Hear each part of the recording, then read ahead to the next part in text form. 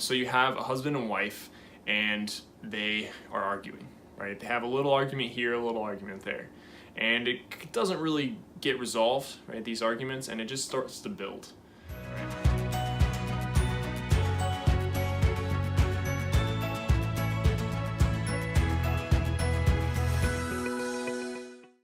Hello everybody, my name is Adam Cross. I'm a registered associate marriage and family therapist in Southern California, and I'm also a Catholic youth minister. Today I want to talk about the cycle of violence a little bit. When I was I wasn't even out of grad school, I was in grad school, I started working with batterers. Batterers were adults who have been charged and convicted with domestic violence in some way against spouse or partner in their home. So I was stuck in these batterers groups at first, and I kind of didn't realize that they wanted me, a guy, to be in that group, partially because my field there's not a lot of guys, and second, not many people want to be working with batterers, right? Not many people want to be working with the people who are doing the harm, right? A lot of work is with the victims, but nobody really wants to go with the perpetrators.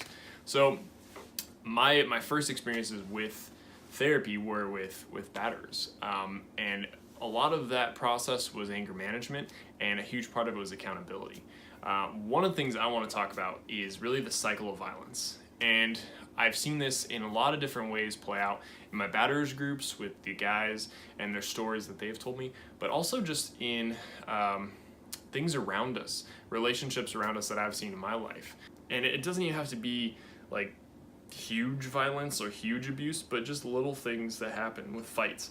And I think while we're talking about the cycle of violence with perpetrators and domestic violence, we can also look at this in our own lives. I mean, and I guess we'll talk about how that makes sense. You know, it's kind of scary, like, whoa, you know, I'm not abusive, I'm not in an abusive relationship, but even this idea of understanding how abuse works or how things build up and how we deal with stuff can help us live healthier lives and have better relationships. You can imagine a situation in your life, maybe in a relationship that you have, where tension is building, right?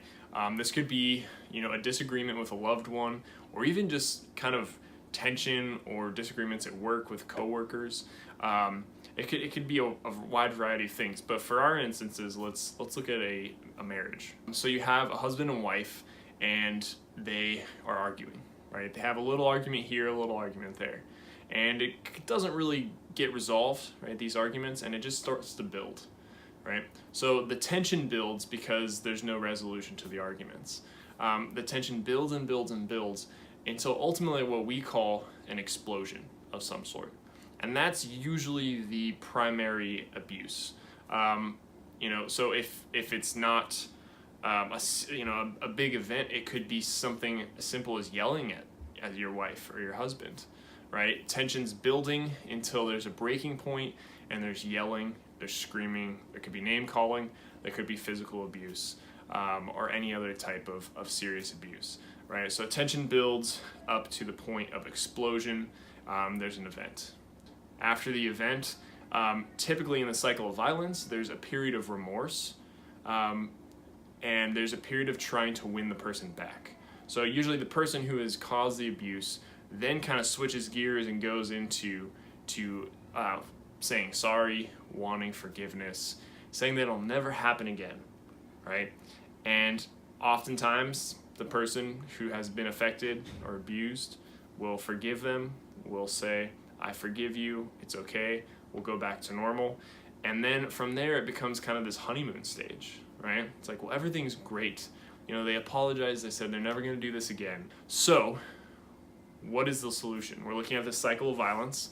Now what works to avoid that explosion, right? That negative thing. Really, it's good problem solving skills.